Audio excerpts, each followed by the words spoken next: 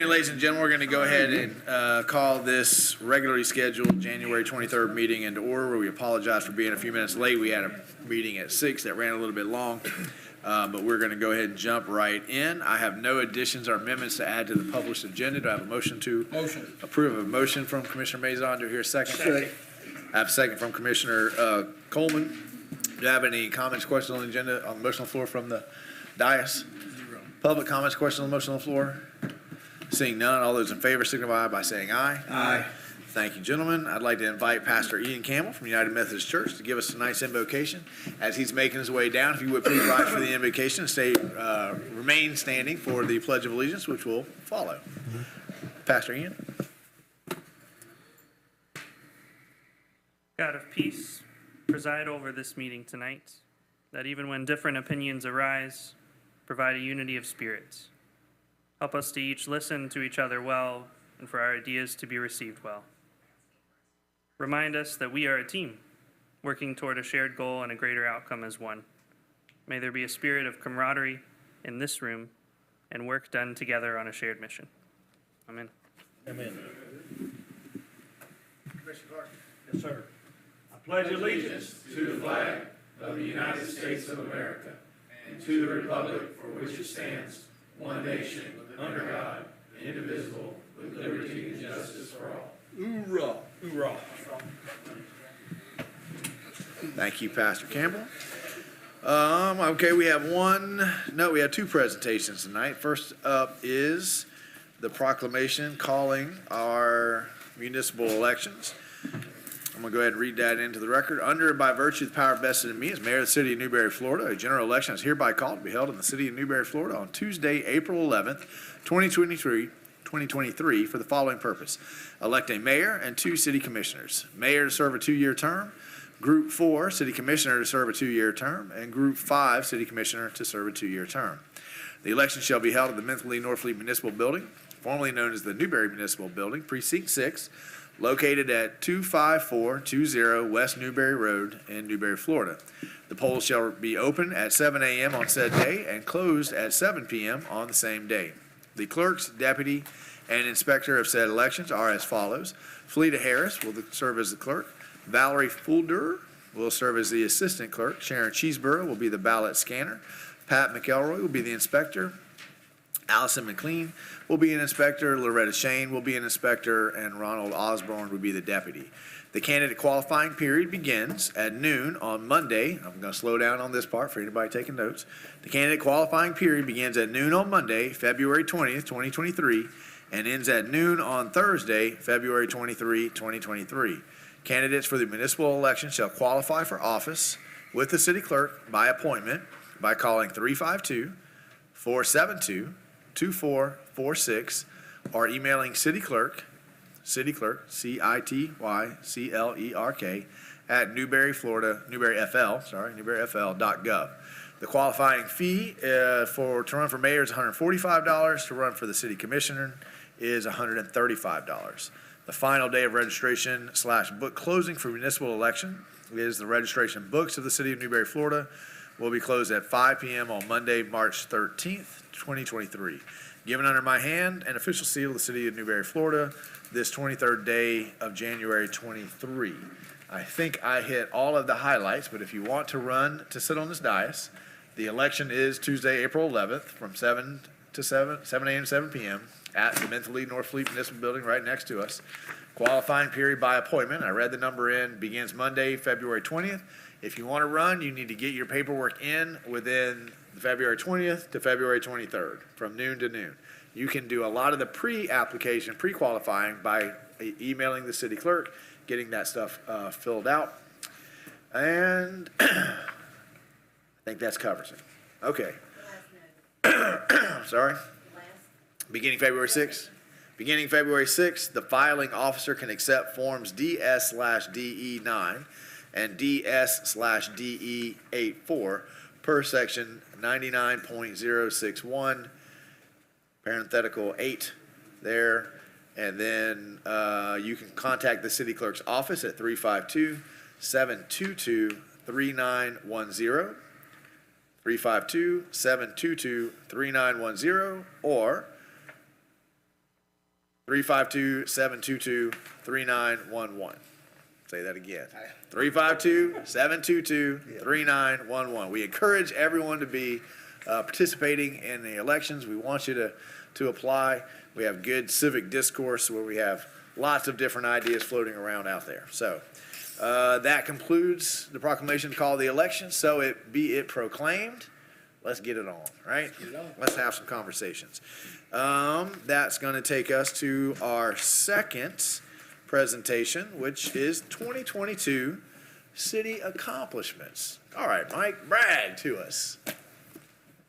And the mayor gave me strict orders not to steal any thunder from the state of the city.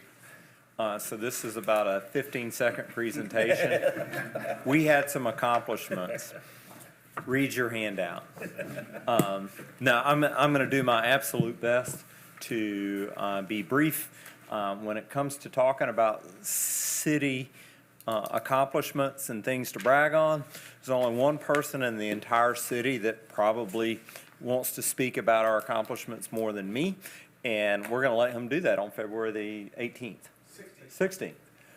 So my intention is to be brief today. Just some by the numbers, things that you guys are very familiar with in terms of what our population is, what our budget is, how many employees, land mass, and the services that we offer. And then under executive branch, I was doing a little research today, and I wanted to know how does Dallas categorize us? Is executive the city manager, or is that our elected legislative body? And the answer I got was both. And I said, okay, these are the accomplishments I'm looking for. Also tell you that there's not one thing on this list that isn't found under some department. I'm doing these by department because there's very little that I or this board is able to accomplish without a whole team from some department. But these are major initiatives that the commission undertook this year. The commission and the city manager's office, and some of them continue. But if you're looking for, where the bulk of our collective energies were put in for fiscal year 2022, this is a good top 10 list. And then I'll move into the building department. You can see we processed 151 new residential permits. We report all the time that our average is 125, 130. I would say that 151 is kind of in keeping with that. For those that say we are undergoing some sort of a boom that is unsustainable, that growth rate has been sustained by the city of Newberry for right about 30 years, and a 5% growth rate. And I think it's a pace that we manage real well. This board makes sure we have the infrastructure and the staff in place to support that type of housing growth. That gets us about 300 new people a year, 150 new homes. You can also see that that our revenues are going up related to both residential and non-residential. Particularly the non-residential, you can see there's nearly a fourfold increase. So I often hear in the community that, well, we're only growing residentially, and what do you do about non-residential development? And many times you hear staff report that, well, there's a correlation that non-residential tends to follow rooftops. Much of it does. I think that this supports that when we see a fourfold increase across a year's time in non-residential building permit revenues, that some of the rooftops that you're seeing are resulting in new commercial development in Newberry. And finally, in order to make our processes just more resident friendly, our staff selected a software package that allow people to enter their information online, track their permits online, pay their bills online, and just an easier interface with our building department staff. In codes enforcement, we have very active codes enforcement department, and just these are some of the statistics from codes enforcement. Primary things are property cleanups, public safety of homes, things of that nature. parking or storing items in public right-of-way, things of that nature. Within facilities, again, the thought is that none of this is going to be new, but we've spent a lot of time working on City Hall conceptual design, and we've now transitioned at the commission's direction into the actual design phase. Got an agenda item coming up a little later tonight related to that. Our facilities group, which is headed by Travis, or overseen by Travis, who spent a lot of time and effort updating our municipal building. We're in about year 3 of a remodeling effort. Undertook it that way to make it manageable and also to allow us to budget it across a period of time without necessarily becoming a budget wrecker. But you've all been in there. You see the nice new sign, and we dedicated the facility to former mayor, former mayor, Mentally Norfleet.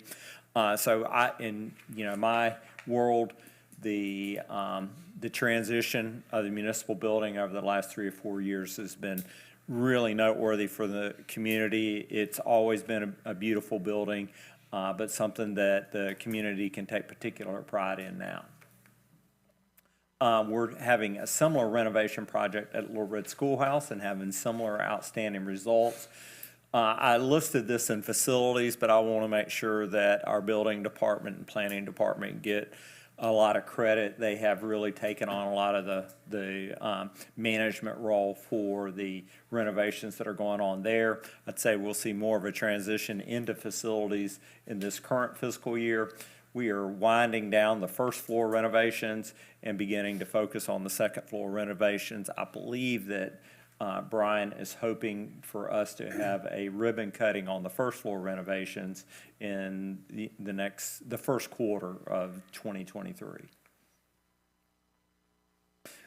We've installed smart thermostats throughout all of our facilities that give us the ability to program them so we're not cooling buildings or heating buildings when they're not staffed, but also I know you've all gotten a call that says it's Saturday in the municipal building, I've got it rented and it's too warm.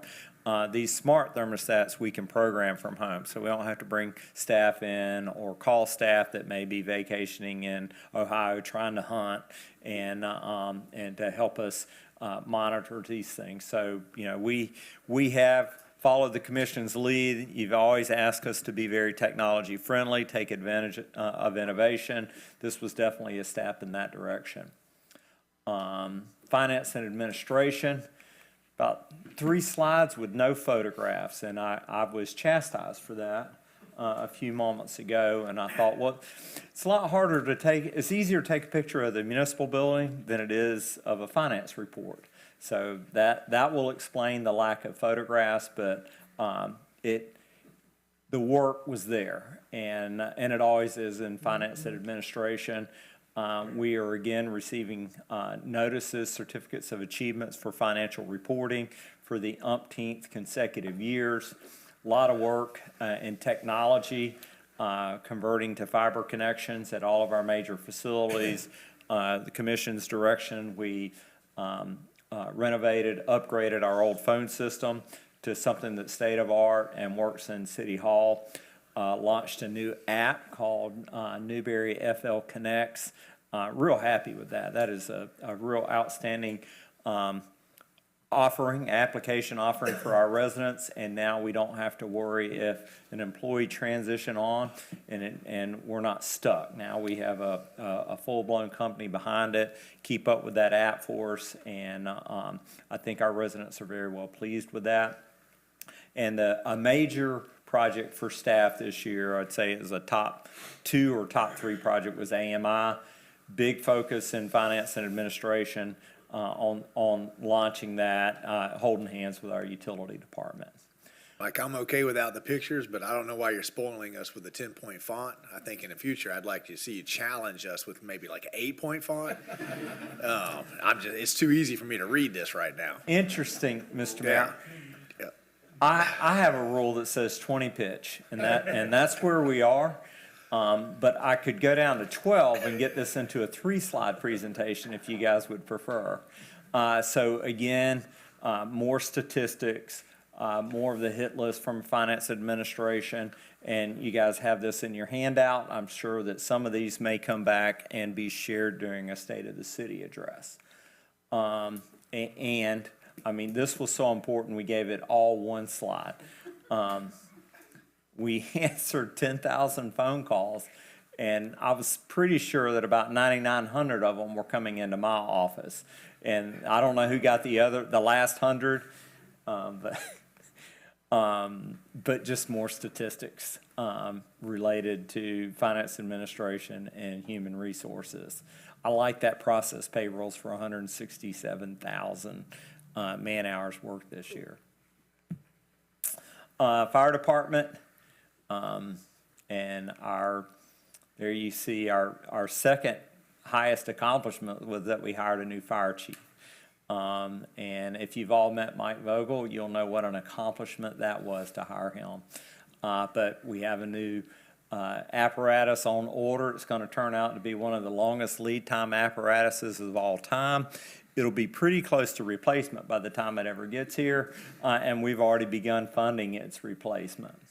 A couple of things that we've done with Mike, though, is we've been outsourcing. So within the fire department, having a policy manual, very articulate policies and procedures manual is critical. And we hadn't had an opportunity to update ours in about a decade. And when Mike came in, he recognized that, one, it needs to be upgraded, and two, that there are a lot of people that provide this service for us. And so we contracted with the industry leader. They're called Lexipol. So those policies and procedures are going to be available through an electronic format through this contractor. Did the same thing with our plan reviews. Very time intensive, and it affected our delivery of plan reviews for our residents. They come in and they need something. And so we are now outsourcing, I'd say 90% of those at a reduced cost. We have two firms that provide that service for us. So hopefully we're seeing sped up turnaround times, and we're able to save a little money in the process. And then we're, complying with rules and regulations related to bunker gear, and you can see that we have now become the perennial winner of the annual Christmas decorating contest, and have been asked by a number of businesses in town if we'll just abstain from participating next year to give someone else a chance. Had an employee win a Valor Award. Seems like that's every year or every other year that we're being recognized in that regard. And the 3-year construction of the new sign for Station 28 was finally brought to a certificate of occupancy. Excited about that. Planning and economic development. You guys would know this. You could recite this to us because y'all sit through all the public hearings twice, because most of these happen as ordinances to approve all those planning processes. On the right-hand side are our ventures into economic development. Got a lot of very good traction with the Newberry Agritech Research Park and UF-IFAS. And within the last couple of weeks, we worked all through the fall and winter to get a company called New Cycle to make their second Florida location in Newberry, Florida. And just a few weeks ago, they announced that Newberry would be their next location. Still a lot of work to do with that. As I understand it, they've whittled it down to about 3 locations, but they have not selected a final site yet. Public Works Department, which is where this commission puts a lot of its emphasis on infrastructure, number of projects, roadway projects, sidewalk projects, street lighting projects. We recently showed the commission a new offering we have with our cemetery software so that our residents can see all there is to see about the city's cemetery through a web application. So hopefully you're recognizing all of these projects. You authorized them and asked us to go do them. You funded them, and we completed them during last fiscal year. Recreation program, again, I think we did a overview of the entire department. In 2022, we saw our numbers for youth sports increase by 20%.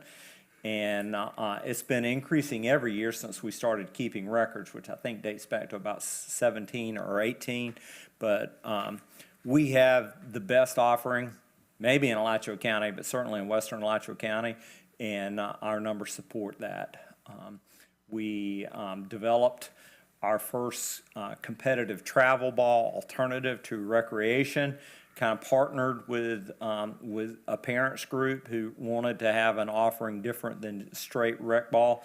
And so we've got the Newberry Nitro up and running now after a 3-year or 2-year off period. Westfest came back with the best musical lineup that we've seen in its history and did a lot of reconstruction work at on the baseball fields at Jimmy Durden Park.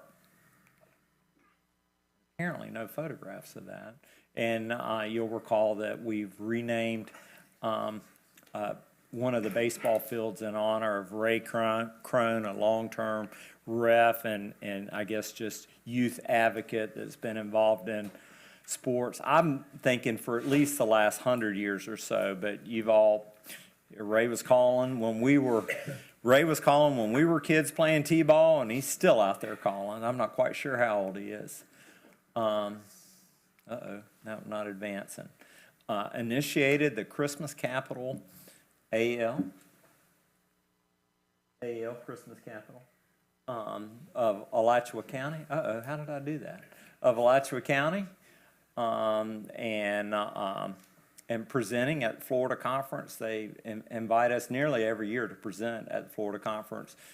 This year's focus was on our social media, use of social media in promoting recreation, recognized by the Gainesville Sports Commission for outstanding recreation program as well. And utilities, again, back to AMI, the most significant project that, in my opinion, that we completed in 2022. Our team, we've deployed over 4,000 meters, and I would say that 90% of the feedback that we're getting from residents is super positive. I hear residents talking about all the time how much they appreciate the ability to see what their daily consumption of water and wastewater is. We've constructed some new electrical circuits, seeing growth in town, and we initiated the design of undergrounding of our electric system associated with the Twin Pairs project. Received word from FDOT last Thursday that project is now funded for fiscal year 27. And I know you've been hearing a lot of dates because we've been working on that. I calculated now this is the 8th year we've been working on it, and I think folks are wondering if it's really going to happen. First time the project has ever been funded. So, and DOT assured me that we're better off getting it in 27 than building it right now. They have found a lot of things that they've been able to improve upon, but it is nice to get a bogey year. It may slide in a year, it may slide back a year, but this is the first time that project, the actual construction, has ever been funded. We installed streetlights on Southwest 4th Avenue at the Commission's direction in conjunction with the sidewalk project that our Public Works Department undertook. Rolling over to water wastewater, we completed the planning phase, a major milestone for a wastewater treatment plant expansion. It'd be the city's first ever $40 million project. And we purchased the land to accommodate that expansion. We also got out the gate with a planning effort associated with an elevated storage tank on our water system. So, the commission, and I know you guys are only the commission for one municipality, but when you hear that feedback about infrastructure and planning for infrastructure, this commission is completely focused on infrastructure, making sure that we have adequate electrical, water, sewer, and roadway infrastructure, and our budget backs that up.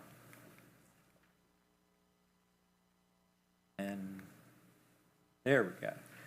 And constructed a force main from the lift station. Now, we have been able to put in about $1.5 million worth of lift station and force main to support East State Road 26. All of that funding came through the state government We built the lift station about 3 years ago, just completed the force main. We're still working on the punch list, but that's going to serve the Agritech Park and any other development that happens out on State Road 26 going east of town. And this guy is just not working well. There we go. Utilities, lots of utility work, took on two new, added generators to two new lift stations in town, 28 lift stations that we operate today, and at least half of them have auxiliary generators. And when Jamie Jones started work with the city of Newberry, I think that one or none had a backup generator. So this commission is funded, and Jamie has spearheaded making sure that all of those lift stations have auxiliary generators. That's a big milestone for us. And I'm available for questions. Anybody got any questions? I'm tired just thinking about last year. Well, after that, I'm not even gonna show up at yours. I mean, Oh, no, don't say Yeah. that. Yeah. You put me in the doghouse. Anybody got any questions for that? 167,000 man hours, employee hours into this last year. I mean, I think that's just, we have hit some milestones here. I think we are head and shoulders above any of our peer cities in our category of what we're able to do and the services that we're able to provide. So, Mike, please pass along on behalf of the commission our gratitude to those 167,000 hours. Absolutely. Because that's a lot of time. It's a lot of overtime, but it's also a lot of just personal commitment to making sure Absolutely. we get it right. And I'm always grateful for our staff, because those folks at the municipal building that are on Saturday that can't get the temperature right, they're reaching out, and you guys are so responsive, and we just appreciate you. So, Absolutely. And quite a list. just as a final note, Travis Parker's second grade teacher sent me that photograph. That's Travis Parker? That was Travis's second, All right. second grade photograph. Thank you, Mr. Mayor. All right, well done. All right, ladies and gentlemen, your commission likes to hear from you frequently and often. They set aside a period for public announcements at the beginning of the meeting. These are the 2-minute, non-controversial type of announcements. If you'd like to talk to the commission about something that's a little bit more in-depth, we also have public comment at the end of the night, where you have a 5-minute period of time to talk to the commission. Would anybody like to make any announcements to the commission at this point in time? Seeing none, we're going to move on to the consent agenda. I have a motion to approve the consent agenda as was published. so moved. I got a motion from Commissioner Coleman, second from Commissioner Clark. All those in favor signify by saying aye. Aye. Motion passed unanimously, and we're going to move right along to our first public hearing ordinance. This is quasi-judicial. So I'm going to get out my quasi-judicial procedure here and explain what this is. We are entering a quasi-judicial procedure. This means the commission will stop being a legislative body and will become a judicial board. That means that we have to follow certain rules and adhere to a different standard of decision-making. The primary rule we must follow concerns testimony, and the substantial and competent evidence standard must be met when the judicial board makes a decision. This standard states the following, and I quote, "All public testimony will be taken under oath. Everyone testified will be subject to cross-examination. All documents and exhibits shall be entered into evidence. The giving opinion testimony is limited to experts. Closing arguments will be limited to the evidence of record." At this time, we're going to ask the attorney to read into the record the ordinance by title.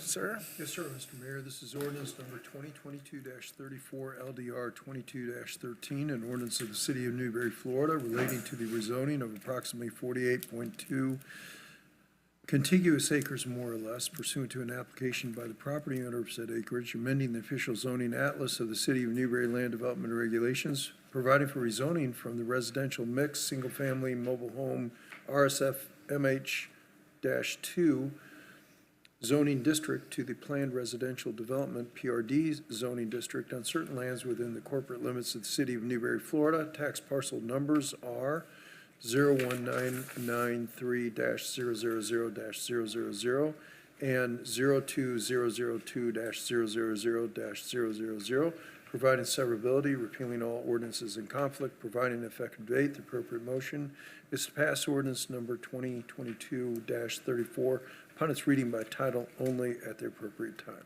Thank you, sir. At this point, I'm going to ask the clerk If you would swear in the applicant, staff, and anyone wishing to participate. And I'm going to, if you're here to speak to any quasi judicial tonight, even if it's not this, go ahead and stand up. Let's swear you in for the whole night.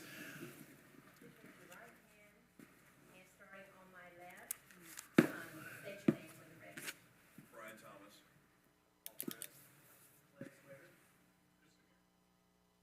I swear or affirm the testimony you are about to give, the truth, the whole truth. Okay, thank you, Madam Clerk. Before we begin, we need to disclose any ex parte communications and discuss whether any member physically inspected the property. Ex parte communications are any conversations or transmission of information that may have bearing or influence on any voting member's decision. I'd also like to do ex parte for any of the quasi judicials tonight. So if there's any item that you want to ask the attorney, any questions about, let's go ahead and disclose that at this point. Commissioner Coleman? None. Commissioner Clark? None. Commissioner Farnsworth? Commissioner Maison? None. None. I should have, I apologize, ladies and gentlemen. I want to recognize the absence of Commissioner Martin. He's not able to join us tonight. He sends his regrets. I'm a non-voting mayor, but I have nothing to disclose as well. I'm going to explain the order of the presentations that will follow tonight, as long as no one new enters the room. I won't go through this every single time. But if someone new enters, I will have to read all of this over again. We're going to hear first for a staff overview, then the applicant will have the opportunity to make a presentation with no time limit. Then we'll hear the staff report and recommendation, also with no time limit. I've not been contacted by anybody wishing to claim a third-party intervener status for any of the quasi-judicials tonight, so that's going to move us right to public comment. Any member of the public wishing to speak to this agenda item will be given 3 minutes to do so. Then we'll hear the applicant will have the opportunity to cross-examine. Staff can cross-examine. Members of the decision-making body through the chair can ask questions of the staff or the applicant or any participants. Then we'll hear final arguments from the applicant and the staff. The city attorney will then advise the decision-making bodies applicable law and the factual findings that must be made to approve or deny the application. Then we'll deliberate the application. After deliberations, a vote should be taken to approve, condition, continue, or deny the application. Staff, you want to give us an overview? Thank you, Mr. Mayor. John Paul Perez, Planning and Economic Development Department. The request before you tonight is ordinance 2022-34, which is a rezoning for approximately 50 acres of land. The project is colloquially known as Post 40. This is a second reading, by the way, so tonight we'll be enacting this ordinance for rezoning. This is an aerial image of the property along 8th Lane, 266th Street, north of Newberry Road.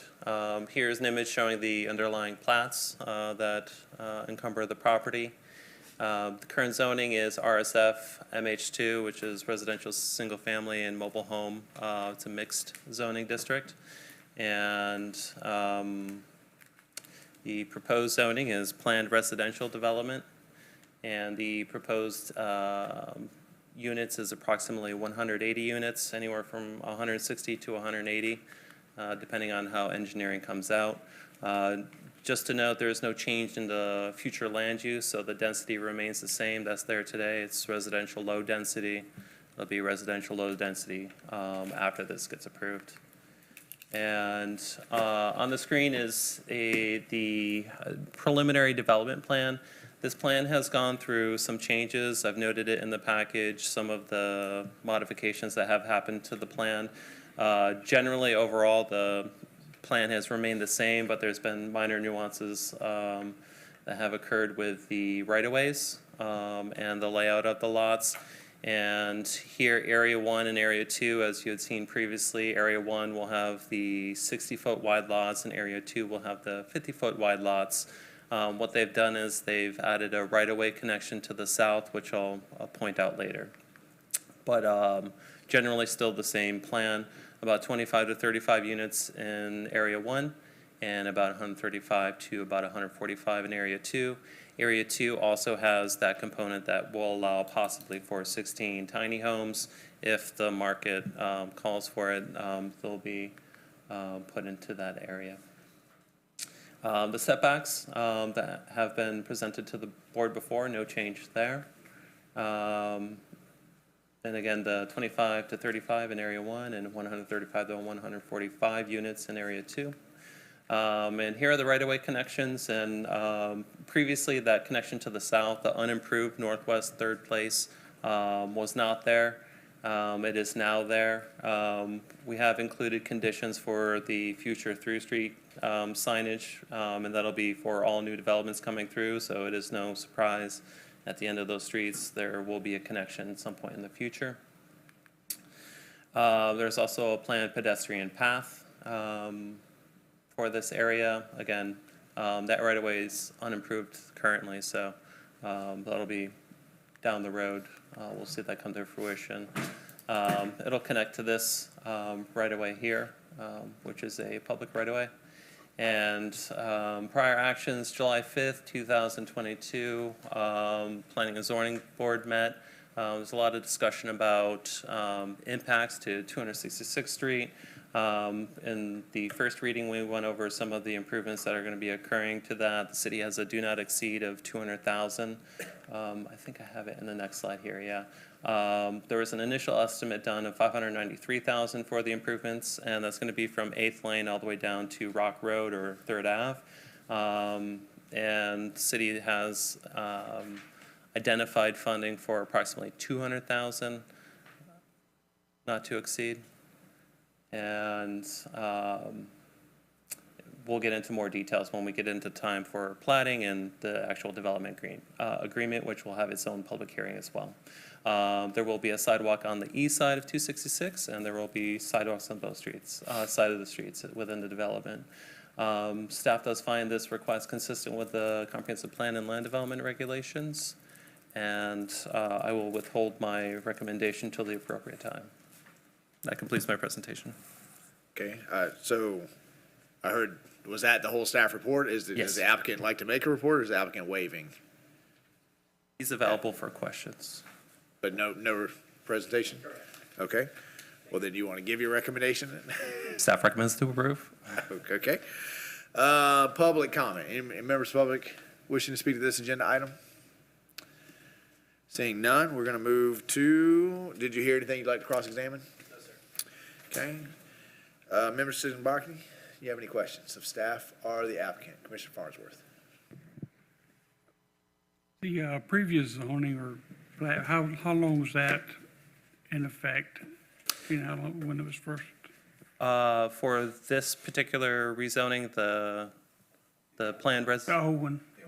Oh, got you. I want to say 19, Clay may know the exact date of it. It's a very old plat. And Okay, thank you. probably. So is there a time limit as to when they can start developing this? Is that Yes. or is it going to be another 100 years before? Great question. No, with the planned residential development, there are time targets. So from this approval, they have 12 months to submit their construction plans and final plat. That can have a one-time extension of another 12 months. Once that final development plan is approved, which is the final plat and construction plans, they have 2 years to begin what the code calls construction or substantial construction. Usually that's the putting in water sewer lines as well as road up at least to sub-base, maybe even the skirt of the road as well. And what happens if they don't do all that? It reverts back to. Revert back to Yeah, previous zoning? you're correct, Commissioner. Thank you. Welcome. And I should just say for the public's edification, that has become standard practice for us to put these sunsets in. So if you don't make progress, you don't advance, it goes back. Other questions? Commissioner Clark. Hey, John Paul, is the power, Newberry's power? Yes, yes it is. Other questions from the commission? Commissioner Mazon. When is the build out? Build out. To be finished with the Completed, project? yeah. I think that's a question for, do you have an idea about how long you'll take it? If staff will step off to the side real quickly and make some way for the applicant to come forward. Or you can just continue standing right there, it's fine. It's okay. Hard-headed bunch, right? What's your anticipated completion on this? So, Mr. Mayor, to answer the commissioner's question, the PD is set up to be allowed in up to 3 phases. As staff indicated, the first phase has to be submitted within a year. So part of it may be, the market. I think they want to bring as many units on as soon as possible, since there seems to be a good demand for it and a great location. So I think you'll see development activity out there within the next year and a half. It may not be 3 phases. I think it's probably more likely it'll be 2, but we wanted to at least have the some flexibility to keep things going. Commissioner Coleman? Yeah, is this, is it an open builder or is it just one contractor? Right now, the development doesn't have a selected home builder. We're just getting the land development entitlements, so that's yet to be determined. Okay. There are some design standards for the homes in the PD, but the home builder himself or herself is not determined yet. Okay. Thank you all very much. Other questions from the dais? Okay. Mr. Attorney, and I'm sorry, final argument, would you like to make a final argument? Final argument, Mr. Attorney? Mr. Mayor, the standard for your review and decision-making is substantial and competent evidence for all quasi-judicial matters before you this evening. Okay. We'll now enter into deliberations. If there are no deliberations, we'll entertain a motion to vote. And for anyone watching at home, we've talked about this a lot. This is the second reading, so I know it's kind of moving a little bit quickly at this point in time, but this has been a well-discussed topic through the P&Z and this board here. So deliberations, thoughts, getting the sidewalks, getting some help on the road. I got a motion to approve from Commissioner Clark, a second from Commissioner Coleman. Comments, questions on the motion on the floor from the dais? Commissioner Maison? All right, you mentioned sidewalks. Sorry. You mentioned sidewalks. Is there going to be sidewalks on the north side of Third Ave? Sorry.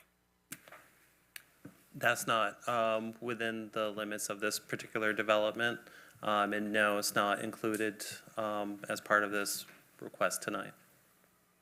Not. But the kids from this development would possibly be using the sidewalk to go to Lewis Fort Park. Potentially. I ask. Potentially, yes. Yes. You're talking about Third Avenue that runs by Lewisville Park? No, right in front of the. Correct. And Third Avenue is the road that runs on the north side of Lois Fort Park, and it extends all the way down to 266. That would be our responsibility, not theirs. And I wouldn't say all the way to Lewis Fort Park, but as far as it extends up past the subdivision. well, and from staff's perspective, in negotiating improvements with the developer, I mean, it's my experience that there are limits to how much can be asked. So we've got planned, the development agreed to participate, and actually the lion's share, it looks like they're planning about 2/3 of the cost to resurface Northwest 266th Street, reconstruct, it's not just resurface, it's reconstruct 266th Street, and put sidewalks on 266th Street and a retention basin. I think that the city's long-term plan, what Jamie has brought forward is with the funding that we're getting from the CRA, take a portion of that funding each year and run it into a sidewalks program. And I think that would be one of the very first highest priority projects that the CRA could be funding out of its annual funding. Okay. Any other comments on the motion on the floor? Public comments on the motion on the floor? Hearing none, all those in favor signify by saying aye. Aye. Motion passes unanimously. We're still in quasi judicial. I'm gonna ask the attorney to go ahead and read the ordinance read the resolution into the record. Mr. Mayor, this is resolution number 2023-01 SD 22-12, a resolution of the City of Newberry, Florida, approving a preliminary plat for Moreland subdivision within a planned development PD zoning district as authorized under section 5.16 of the City of Newberry Land Development Regulations on certain lands within the corporate limits of the City of Newberry, Florida. Tax parcel numbers are 02282-000-000 and 02235-000-000, consisting of approximately 1.69 acres, repealing all resolutions in conflict, providing an effective date. The appropriate motion at the appropriate time is to pass resolution number 2023-01 as read by title only. Thank you, sir. Let the record show we have sworn in and done ex parte. So we're gonna go right to the staff overview. No one new has entered the room. Thank you, Mr. Mayor. Again, John Paul Perez, Planning and Economic Development Department. The request before you is for a preliminary plat. This is a subdivision of approximately 1.7 acres, located by the Little Red Schoolhouse in Newberry High School. The image on the screen is just general location of the property. Here's an aerial of the property in its current condition. On July 11th, the property was rezoned from single-family to planned development and that preliminary development plan include 15 dwelling units. In the historic district, planned developments don't have a minimum area requirement, so properties this small can be rezoned to planned developments. Typically, that's greater than 10 acres. Preliminary plat is a conceptual drawing, nothing more than that, just to give you an idea of the general limits of the property, internal road layouts, as well as lot layouts.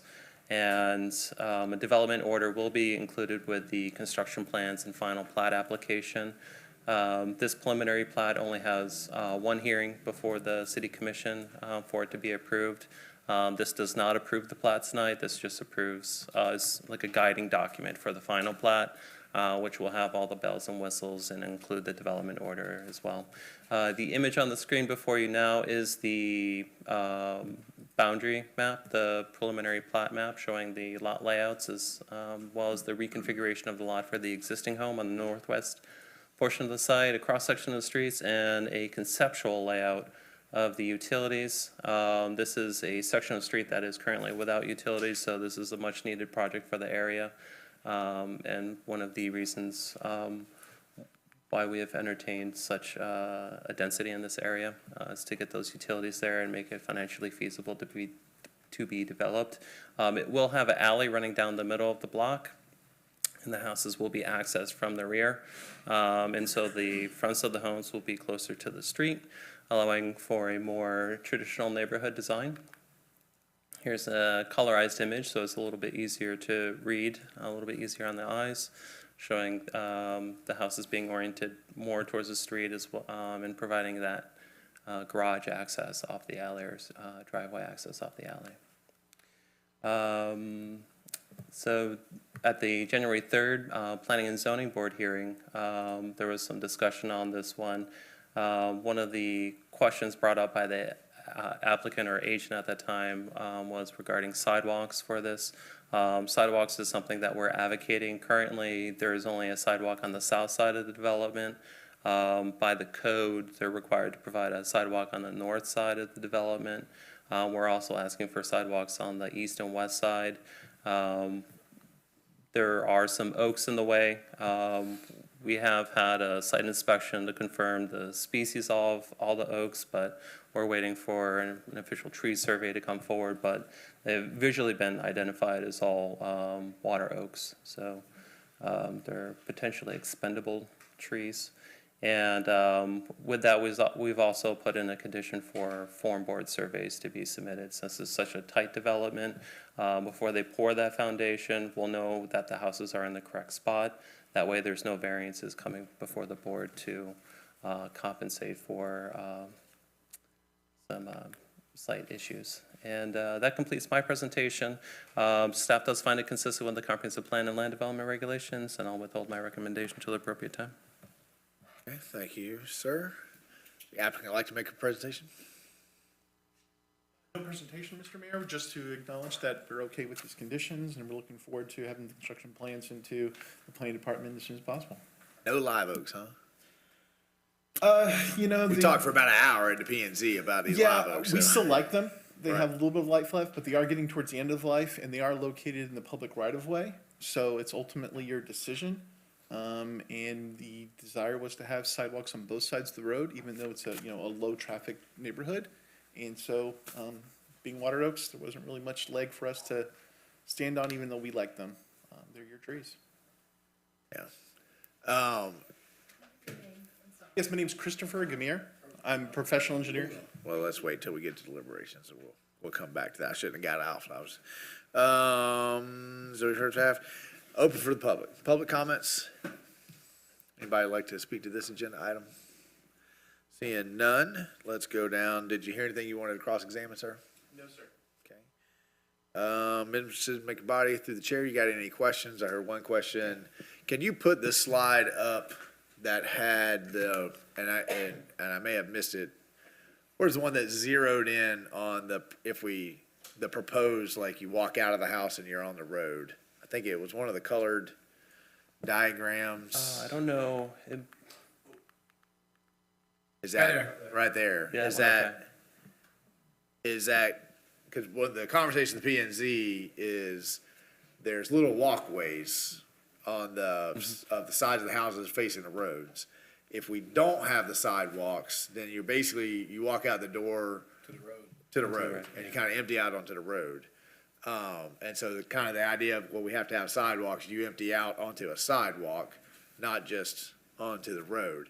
So I guess we need, where I heard that they're water oaks, not live oaks. That does change things. Generally, my feeling about water oaks is you better take that sucker down before it comes down, right? On your house. But so, and maybe this is a question for the applicant, is the idea right now just get rid of the water oaks, put in the sidewalks, and come back with your own landscaping? We haven't made that final decision yet. We just wanted to clarify at that previous planning zoning meeting that since we're going to construction plans, if we get a determination on those trees, because technically your code says these low-traffic neighborhood roadways only require sidewalks on one side of the street. Yes, those walkways come to the edge of the road, but they do that all across the city. And roadways have such low traffic that people will walk down the roads, but there's already sidewalks on all of the roads that are at the perimeter of this development. And so we just wanted to go into the construction plans with the ability to keep those trees because it's hard to get tall, large trees along those right-of-ways. However, they are water oaks, and you're right, they have been there for a long enough point where they're probably really close to that, and it's probably not smart to keep them. I just don't think we had that conversation internally to make that the final decision. Well, the part of the problem. Sorry to interrupt you. We're at preliminary plat anyways. Right. Really early, we have construction plans. And it was weird to be talking about this at this point. And so we spent a lot of time at the P and Z because it was an ongoing conversation. They were looking for direction. And it was a comment we kept getting back from staff. Right. That wasn't supported directly by the Land Development Code. It was more of a, let's inspire the character of this new neighborhood. And so we want to just get clarification. Let's answer this question once and for all. And I think it has been. I think the P and Z was pretty adamant about the sidewalks around. This is a pioneering kind of development, touching our historic district. It's allowing for a lot greater density. So there's going to be a lot of front porches. There's going to be a lot of neighborhood connection. We really want to do this one right, so that it looks good and it's attractive. But the P and Z was under the impression that they were live oaks, not water oaks, and that we really should try to save them. I think this kind of answers the question. If they were live oaks, it would have been a no-brainer. They're so gorgeous. Yeah, we would work hard to try to keep them. So it is a little bit early to have that conversation, but just put that on your radar, because that was really the only thing the P and Z had a question about in this process. Okay, And we appreciated the feedback. Absolutely. Commissioner Clark. So what is the distance when you walk out of this particular model here? We got this black dotted line, which is evidently a property line. Correct, sir. That's the So if I was looking at this particular one, I'd just say to my right. Looks like that's probably the east side, if you ask me. But Yes, there's sir. a roadway. The roadway here, are the little gray shaded areas, is that the front walkway to these houses? Correct, sir. So you That would is? walk that it'd be the edge of pavement of the road, of the existing road there on the east So how side. far is it from the existing road to that concrete slab on that property? Probably 10 feet. So they're not directly tied into the road? Exactly So correct. 10 feet? It's a matter of definition. The word directly in this context is considered when you walk down your front walkway, your next step off your front sidewalk would be into the asphalt of the road versus walking along your front walkway and stepping on technically a public sidewalk. That's about a 10-foot grass Correct. area prior to hitting the asphalt. This street also directly connects to goes directly connects to Newberry Road. Well, directly connect is 200 Well, feet. So it's For all people's intents and definitions. purposes, what I'm asking is if it's concrete, is there grass or is there no grass and it goes straight to the road? Right, there's grass and Okay. about a 10-foot separation. Yes, sir. There you go. There's grass in between it? Grass in between, right. About 10 foot, so. Okay. Okay, other questions from the city manager? Commissioner Farnsworth? Is there no requirement for a retention pond? I'll answer that question. Yes, there is a requirement, and we're doing it as underground retention because of how dense the development is. There's just not enough room to have a standard stormwater pond. So we'll be doing them with this private alley that runs down the center of this block. We hit all the different parameters: utilities, water and sewer, and the underground stormwater system. And also what's hard for urban infill developments like this, redevelopments, is coming up with the stormwater. That's why it's such a big and hard problem. Well, when you're able to then stretch and make your stormwater pond long and skinny, we're able to then exfiltrate that water into the ground and be as efficient as possible with our stormwater and get a lot of performance in a small area. There won't be any problem with flooding or anything like that? We're gonna meet all the stormwater requirements. That includes the Swanee River 100-year raining for 10 days. And the shape of that curve is if we had basically 2 hurricanes within that 10-day period. So it's a big storm event. That's 18 inches. We're gonna have to meet that requirement. Yeah, I'm also in favor of having the sidewalks around the perimeter of the property. We heard that very loudly. Well, and I also want the developer to know how much we appreciate, because at this point, if you see an empty lot in downtown Newberry, there's a reason it's empty. And so this lot required a lot of creativity to figure out how to infill. And I think that's one of our goals, is to infill downtown before we export out. So, having the ability to creatively think, and I think that being this close proximity to the schools, right, it's going to be it's helpful, and it's going to be a pretty development at the end of the day. Just to feedback on that. And I'm starting to get into the deliberation. I apologize. Being lax. But going more on that, sewer was the big component of that. Normally, we'd have to tear up all these roads to put sewer in to service these kinds of lots. But because we have that little blank spot in the northeast corner there, we're able to cut diagonally across that intersection with sewer. So that'll be our only asphalt cut of existing city roadway, run it, and then go down that alleyway, and it just reduced the cost of infrastructure improvements tremendously. Make it feasible. All right. Any more questions from the board? I'm just concerned about the sidewalks. Well, that'd be next time, but I think everybody's in agreement. There's going to be sidewalks. P and Z said it. This board has said it. All right. I've heard They've heard it. Final arguments? Applicant, staff? Mr. Attorney, you've already advised the decision-making body. We're good to go. Deliberations, if there are no deliberations, I'll entertain a motion. Motion to approve. I have a motion from Commissioner Clark. Do I have a second? Go ahead, Colton. Get it. It's about to die for lack of a second. I have a second from Commissioner Colvin. Good job. We're just going to lean heavy on that into the dais for the motions tonight, all right? Any comments, questions on the motion floor from the dais? No. Public comments, questions on the motion on the floor? Hearing none, all those in favor signify by saying aye. Aye. Motion passed unanimously. We're going to pause pausing the quasi judicial to enter into legislative, right? And let's go ahead and, Mr. Attorney, would you read ordinance 2023-01/CPA 2301 into the record for us? Sir, Mr. Mayor, this is an ordinance of the City of Newberry, Florida, amending ordinance number 4-91 as amended, relating to the amendment of the future land use plan map of the City of Newberry Comprehensive Plan of 50 or fewer acres of land.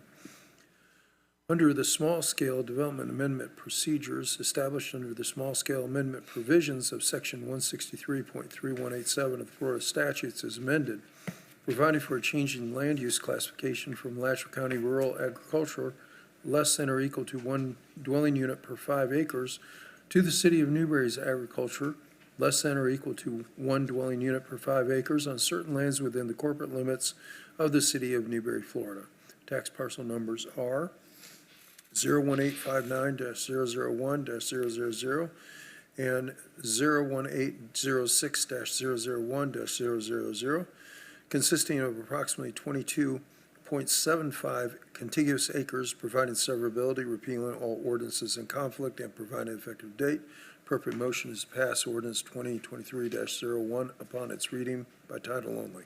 Thank you, sir. John Paul, go ahead. Thank you, Mr. Mayor. Again, for the record, John Paul Perez with the Planning and Economic Development Department.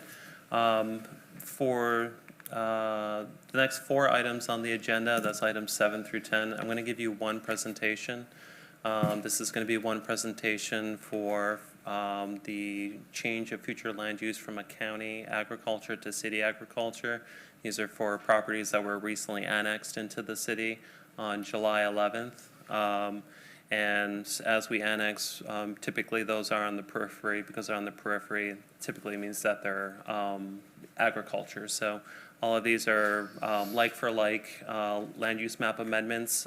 This is just so they can proceed with development should they choose to build a house or build a barn, whatever they fancy. So I will be going through each property individually and then provide a recommendation for the next 4 ordinances. Following these future land use map amendments are the rezonings. And so very similarly, I'll give you a very brief presentation for the 4 rezonings. And then those unfortunately are quasi judicial, so those have to be read in individually. So item number 7 on the agenda is for the Blackford's property. They're going from county ag to city ag, future land use. Item number 8 is for the Browns property. They're going from county ag to city ag. Item number 9 on the agenda is for the Fowler's property. So they'll be going from county ag to city ag. And item number 10, the Martin's property. They'll be going from county ag to city ag. Here is a map showing the different properties within the city limits of Newberry. Number 7, the Blackford's property being up by Northwest 46 by Gatorback. Number 8, the Browns property off of Northwest 32nd Avenue, sorry. The Fowler's property just south of Newberry Road, and then the Martin's property on the county line, 298th. So here's an aerial image showing the Blackford's property, approximately 23 acres in area on 235 and 46. This is the Browns property, close to 32nd and 298th. Here you can see I've made it a point on the maps to show the areas that are still unincorporated in Alachua County. So we're getting them slowly, but they're coming in. Fowler's property, approximately 21 acres. And the Martin's property, approximately 40 acres. And this will be coming back for our second commission hearing for enactment. These are small scale, so we can move right into the second hearing. Those will be pretty quick, and then we'll transmit to the state after that. And that concludes my presentation for the next 4 requests on the agenda. Staff finds the requests consistent with the comprehensive plan and the land development regulations. Any questions for staff? Got any questions? I want to say I love doing the presentations for all of them ahead of time. Awesome. Great job. Well done. If there are no questions, then I'll entertain a motion to pass ordinance. I got a motion from Commissioner Mazan, a second from Commissioner Farnsworth to pass ordinance 2023-01 on first reading. Any comments or questions on the motion on the floor from the dais, from the public? Hearing none, all those in favor signify by saying aye. Aye. Motion passes unanimously. We're still in legislative. Mr. Attorney, would you please read ordinance 2023-03/CPA 23-02 into the record for us? An ordinance of the City of Newberry, Florida, amending ordinance number 4-91 as amended relating to the amendment of the future land use plan map of the City of Newberry Comprehensive Plan of 50 or fewer acres of land under the small-scale development amendment procedures established under the small-scale amendment provisions of Section 163.3187 of the Florida statutes as amended, providing for a change in land use classification from Alachua County Rural Agricultural, less than or equal to one dwelling unit per 5 acres, to the City of Newberry Agricultural, less than or equal to one dwelling unit per 5 acres on certain lands within the corporate limits of the City of Newberry, Florida. The tax parcel number is 01887-010-000, consisting of approximately 4.35 contiguous acres, providing severability, repealing all ordinances in conflict, providing effective date. Appropriate motion is passed. Ordinance number 2023-03 upon its reading by title only. Thank you. Move to approve. I have a motion from Second. Commissioner Farnsworth, second from Commissioner Mazon. Any Trying to comments? balance it here. Yeah, that's good. We're working there. A couple more, we'll be evened up. All right, any comments, questions, motion on the floor from the dais? Public comments or questions on the motion on the floor? Hearing none, all those in favor, signify by saying aye. Aye. Motion passes unanimously. Still in legislative, Mr. Attorney, would you please read ordinance 2023-05/CPA 2303 on first reading into the record? An ordinance of the City of Newberry, Florida, amending ordinance number 4-91 as amended relating to the amendment of the future land use plan map of the City of Newberry Comprehensive Plan of 50 or fewer acres of land under the small-scale development amendment procedures established under the small-scale amendment provisions of Section 163.3187 of the Florida statutes as amended, providing for a change in land use classification from Alachua County Rural Agricultural, less than or equal to one dwelling unit per 5 acres, to the City of Newberry Agriculture, less than or equal to one dwelling unit per 5 acres on certain lands within the corporate limits of the City of Newberry. Tax parcel number is 01928-005-000, consisting of approximately 20.68 contiguous acres of land, providing severability, repealing all ordinances in conflict, providing effective date. The appropriate motion is pass ordinance number 2023-05 as read by title only. So moved. Thank you, sir. I got a motion from Commissioner Farnsworth, second from Commissioner Mazon. Any comments, questions on the motion on the floor from the dais? Public comments or questions on the motion on the floor? Hearing none, all those in favor signify by saying aye. Aye. Motion passes unanimously. We're back into quasi judicial. We've already done our swearing and our ex parte. Mr. Attorney, would you please read ordinance? No, we've only done 3 of them. Did I miss one? Oh, 11. One more. 11, one more. Go ahead.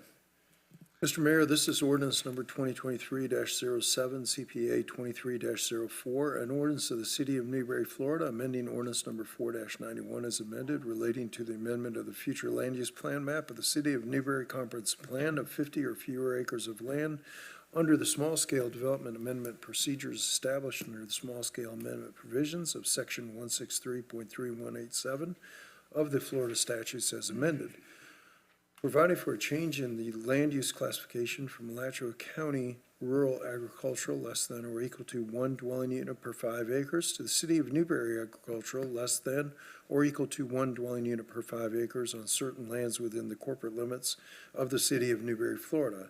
Tax parcel numbers are 01834-008-000 and 01834-012-00. Consisting of approximately 40 acres of contiguous land, providing severability, repealing all ordinances in conflict, providing an effective date. Appropriate motion is pass ordinance number 2023-07. It's read by title only. Thank you, sir. I have a motion from Commissioner Farnsworth. Did you second your own motion? No, that was you. Starting to get a little loopy here, all right? Second from Commissioner Clark. Any comments or questions from the dais? Public comments or questions? Hearing none, all those in favor signify by saying aye. Aye. Motion passed unanimously. Now we're back into quasi judicial.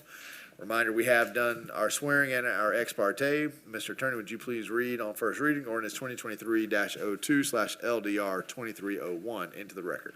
An ordinance of the City of Newberry, Florida relating to the amendment of the official zoning atlas for the rezoning of 22.75 acres more or less pursuant to the application by the City of Newberry, amending the official zoning atlas of the City of Newberry Land Development Regulations, providing for rezoning from Alachua County Agricultural A zoning district to the City of Newberry Agricultural A zoning district on certain lands within the corporate limits of the City of Newberry, Florida, which have been annexed thereto.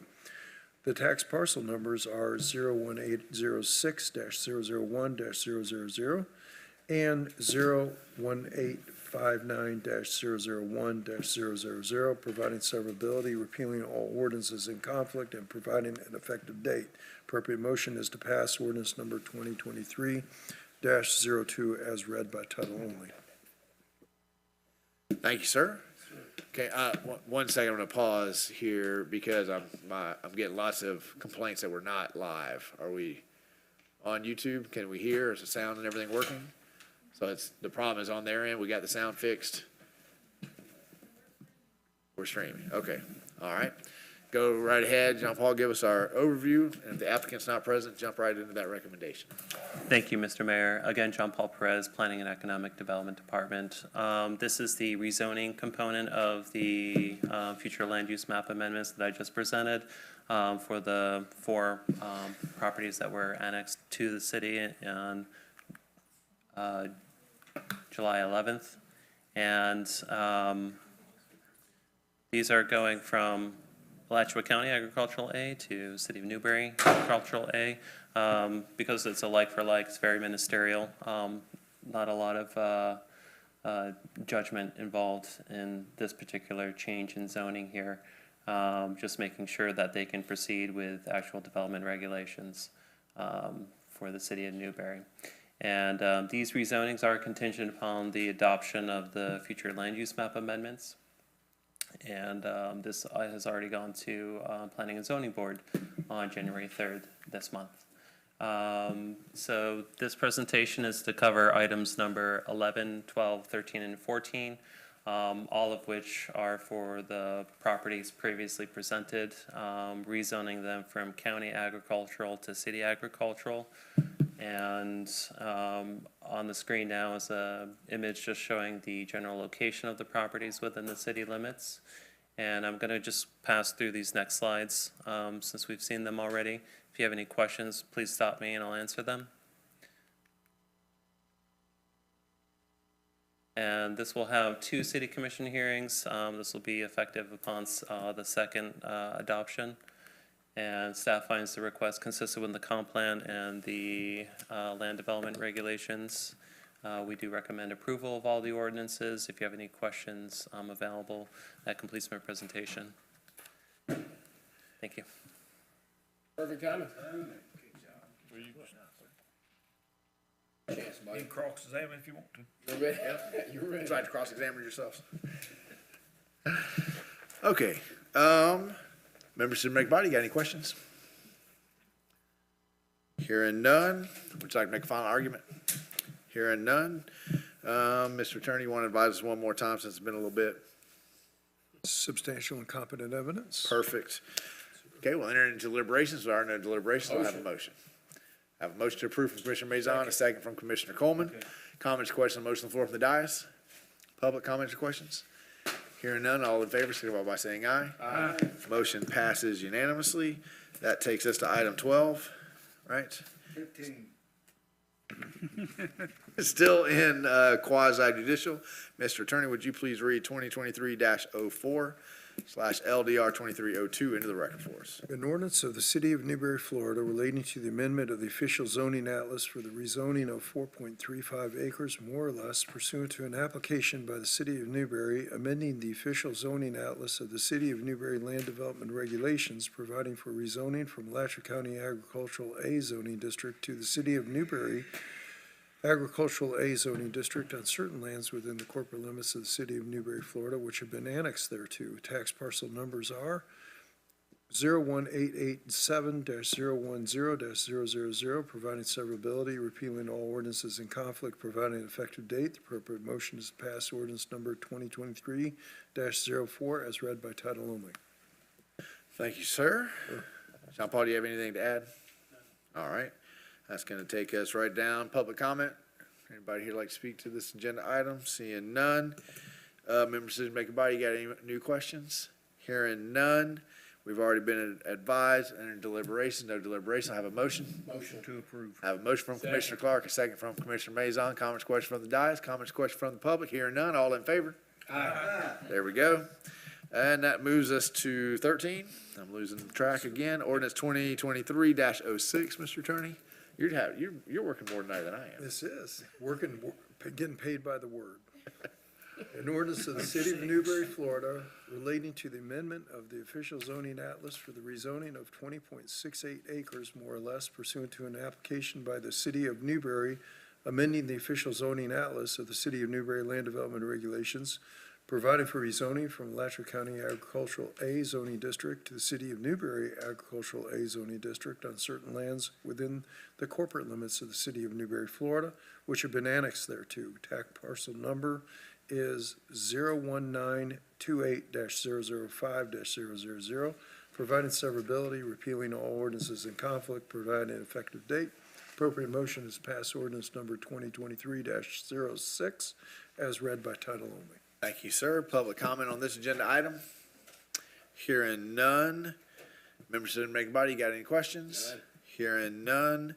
Deliberations? Hearing none. I'll take a motion. Motion to approve from Commissioner Mazon. Second. Second from Commissioner Clark. Comments, questions from the dais. Comments, questions from the public. Seeing none, all in favor, signify by saying aye. Aye. Motion passed unanimously. One more, folks, one more, and then we'll get back to some real business here. Not that rezoning and stuff is not real business. Ordinance 2023-08, Mr. Attorney, please read that in the record. An ordinance of the City of Newberry, Florida, relating to the amendment of the official zoning atlas for the rezoning of 40 acres more or less pursuant to an application by the City of Newberry, amending the official zoning atlas of the City of Newberry Land Development Regulations, providing for the rezoning from Alachua County Agricultural A zoning district to the City of Newberry Agricultural A zoning district on certain lands within the corporate limits of the City of Newberry, Florida, which have been annexed thereto. Tax parcel numbers are 01834-008-000 and 01834-012-000, providing severability, repealing all ordinances in conflict, providing effective date. Appropriate motion is pass ordinance number 2023-08 as read by title only. Thank you, sir. Public comment on this agenda item? Hearing none. Got any more questions? Hearing none. Deliberations? Hearing none. I'll entertain a motion. So moved. He's got eyes in the back of his head. He's got eyes that, yeah. I got a motion from Commissioner Farnsworth, a second from Commissioner Mazon. Comments or questions, motion for the dais. Public comments or questions on the motion on the floor. Seeing none, all those in favor signify by saying aye. Aye. Motion passes unanimously.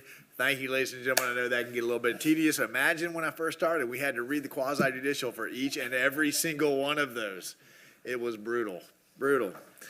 Okay, we'll move on to item 15, our first agenda item, solicitation for construction manager at risk. Travis, I think you're leading us through this. But now you're sitting back down, so I'm confused. Oh, we're getting a little technical difficulty while we get the PowerPoint up. He laid the groundwork with us for this item a few weeks back. Had some conversation about it, so I'm going to ad-lib a little bit while we wait for that that PowerPoint. Commissioner Mazon, you got a dad joke for us tonight? You want a dad joke? Can we get a little early? Yeah, we can get it early. Yeah. Yeah, I get a dad joke early. This past weekend, I was talking to a rancher. He asked me to round the cattle up. I said, well, how many you got? He said 99. I said, 100. You're welcome. Yeah, that's perfect. And we just need like 4 more. Oh, nope, look at that. Perfect timing. Perfect time. Make it short because construction manager's gonna save us money, yada, yada, yada, yada. Look at that. Good evening. I mean, I'm gonna sit down. Yeah. So as the presentation loads, it is the same presentation that you previously saw. So I am going to give you the cliff notes. And I could probably speak to it without even a presentation. So there are three types of construction. Never mind, here we go.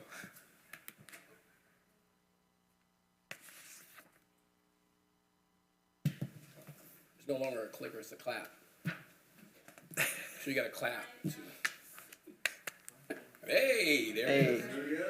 All right, so quickly, the recommended action is to authorize the city manager to request qualifications for the construction manager at risk services for the City Hall project. As a background to the process that we're currently in August of 2022, City Commission authorized us to contract with CHW to complete the detailed design of City Hall. We are working with CHW and also Monarch Architects. They had worked with us through conceptual design. Want to introduce Barnett. He is here in the audience tonight, and he came last time, and he never got to speak, but he sat through the entire meeting. And we still ain't got a haircut. CHW is also providing a master plan for the campus as part of the project. Me and Mike did. Three construction delivery methods, design, bid, build, and the construction manager at risk. These are the types of processes that you undertake when completing a construction project. Design, bid, build, this is your most typical process. This is where you contract with an architect. They design a building, facility. You get bid documents, you send it out to bid. The lowest bid wins. You come back, you negotiate the contract, you build the project. In this actual method, your contractor is chosen through the bid process. So low bid is typically your chosen one. This method usually has the lowest upfront cost, but doesn't necessarily mean that is your cheapest in the back end. Design build, this is the process where you hire a firm. In this case, we've already hired our architect and engineer. We're kind of past this because they would start this as the process when you first begin. But we've already hired our architect and engineer, and we're already in the design phase. So this wouldn't typically be something that we would go the route of right now. The construction manager at risk, to make it clear, this would be a firm that comes in, a GC, that would work with the architects and the engineers right now during the process, the design process, to go over the items that you typically would notice after you put it out to bid. So they would come in and the things that you would typically value engineer after the project is bid out, we're gonna try to find those things up front. That's what the construction manager does. Try to locate the items that have long lead times, things that would hold up the project, potentially cost us money in the long run. Find the items that we can do differently right now that could save us money in the future, as opposed to going back after we've already designed the construction, the plans, and then get the bids and say, okay, we're overbid. Now we have to figure out how to get it to where we need it. Some of those items aren't easily changed. Some of the architectural / engineering portions of it. There is an upfront cost to this. That's because your contractor is getting on board earlier on in the project, as opposed to coming in after you've already received your bids. So we would pay a construction manager, to come in during the design phase. Typically, that's a 1% fee on our project, given the total cost of what we expect is somewhere in between $60,000 and $70,000. And that construction manager would help the architect engineer through the process, develop these things that we need to find now as opposed to after it's gone out to bid. I believe that also a very important piece to this is that gives us the opportunity to develop a relationship with a contractor prior to construction, and also gives us an opportunity to find the right contractor based on qualifications and specifications, as opposed to just low bid. I think that warrants a discussion. As we've been through the fire station, I was part of it. Sometimes low bid doesn't always work. So I kind of covered most of this. Construction manager comes in, hire them based on their qualifications, value engineering, and most of your savings come during pre-construction. So instead of changing things in the field and trying to save money there, it's already going to cost, twice as much as it would if we catch it during design. Commissioner Coleman. Is this an on-site construction manager be there the whole time, or? Well, good question. That leads us into the scope of work. So the construction manager at risk, there are two contracts or task orders. One would be for pre-construction services.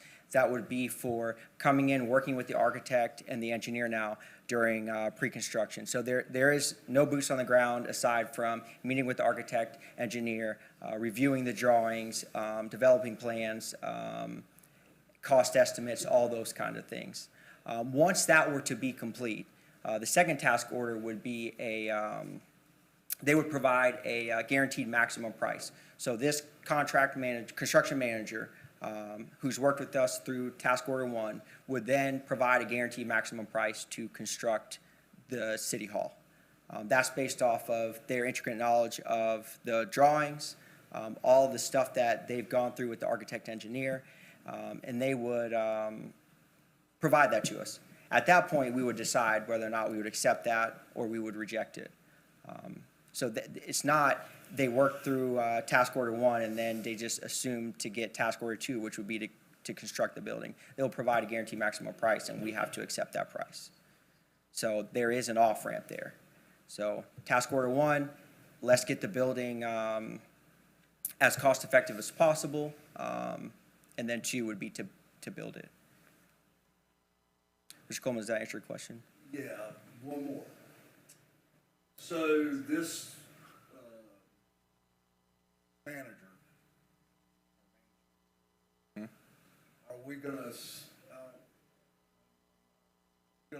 we're gonna send that out for bid? We would solicit proposals to be a construction manager at risk, and you would get it from any firm that does those services. We would put out what our expectations are, and it would go through the bid process. Commissioner Clark. Travis, so a couple things. We ain't finished our design yet. We've had it out there, we've come back before, so we need to really pin that down. Our absolute design of how we're gonna build, because we don't even know that yet. Once this guy comes on board, he's gonna try to save us his salary by being our construction manager. He's gonna try to save his 1% in this build. So basically, it's a null and void payment if he can do it. Or he saves you 3 times his salary. Or 3 times. So the savings is great, but we go out for bid for the construction company. At that point, we don't like where they want to do it. We can go out for bid. Well, we don't have to accept that proposal. No, sir. Right. So if we request for proposals, we get them back, and they don't suit what we're seeking, we're not obligated to accept So that. what's the biggest long lead time right now in the construction industry? I mean, I've heard 1.5 years on items. I only hear specifically utility-wise. I was talking to Jamie the other day, and we're at, 1.5 years out on some transformers. I've heard the same thing with air conditionings, units. I'd say. Probably the biggest ones are our. Yeah, and large ticket items typically. So, if I can step up here, Barnett Chenault with Monarch Design Group. One of the biggest things, and we've dealt with this recently on many projects, it comes down to supply chain issues, that it's not necessarily even what we come up with right now. This gives you a lot more leverage to be able to adjust when the project is actually moving forward. And it's not just about saving time. Once you break ground and start moving forward, every day on that project is costing money. So when you hit these long lead time items, it's not just, well, we can wait, especially for a big public project like this. You have a lot of pressure on you to get it finished, and the cost starts racking up. Currently, electrical items, transformers, simple panel systems that before, many years ago, were not an issue to get a hold of. can cost the project a lot of downtime, just because they're taking forever to come in. That's one of the advantages, that you're building a relationship with the contractor, so that when you have issues, we're trying to deal with as many as you possibly can from the get-go, but when it starts up, they're on your side and are helping you adjust based off of how many unknowns there are in the field currently. The design bid build process right now locks you in at more of a lowest bid option. And so when things don't go perfectly as according to that bid is concerned, everything starts falling apart from that point. As far as long lead times, you're waiting, people aren't doing anything, busted schedules, as well as rising costs that are concerned. And the reason why we're talking about CM as being a great approach these days, I've done design bid build, I've done CM. There are benefits to both of them, but the biggest thing is the supply chain issues that you see around on a high-profile project like City Hall will be. It gives you a security that you're looking at. It also should save you costs in the process, but you're backing into it from a lot better of a position when you're going into it. For example, I'll say one thing. We had a very high-profile project in Gainesville, Swamp Restaurant, where that project was delayed for 24 weeks because we could not get a simple electrical panel in at that time. It finally came in, but without having a CM approach on that particular project, it would have been a nightmare to back into it. And that's really through no fault of anyone's own, because it's just something that used to be easily accessible is no longer that way. Mr. Coleman has a question before I recognize him. Don't let him bully you about that hair now, okay? I think it's beautiful. Don't let him cut one lock. It looks like Samson over there, okay? I actually got a haircut just this afternoon. Commissioner Coleman. Overall, do you see that most, I'm not calling ours a big commercial type project, but what do you think percentage-wise, if you want to use that the CM is used to where they don't use a CM? A project that's around $6 million, is that usually something that is, is that standard practice? How's that? Because we did the fire station without one. And that right there teaches us that we need one. Yeah. So what I can say is both of these systems are standard practices.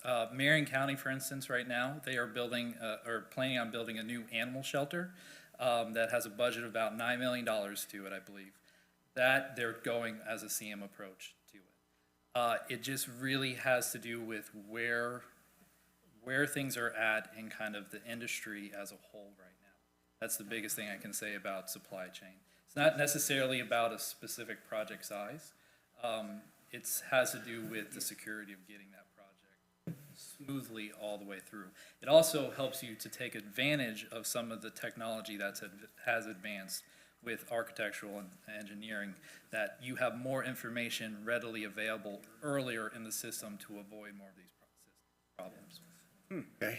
Travis, we kind of jumped in the middle of your presentation. Did you get through the highlights here? You got anything else that you wanted to present to the commission? Nope. Look at that. Perfect timing. So, Commissioner Clark, you had another question? So, Travis, we hire our CM construction manager and the project don't get funded completely because we don't know what this thing's gonna cost, number one, where our payment's coming from. We don't fund this thing in this year's budget. Is he gonna be able to be strung out a year or two and stay on board with us until we do get all this done? It may happen this year, but I don't know. I haven't seen anything. I would assume. At that point, task order 1 is complete. They would give us the price. We would determine whether or not we were going to move towards construction. Task order 1 is getting ready to break ground, so, okay. Mr. New, you got something to add to that? Mr. Mayor, what I would classify as pre-construction activities, which is design and would be the CM at risk services, we have sufficient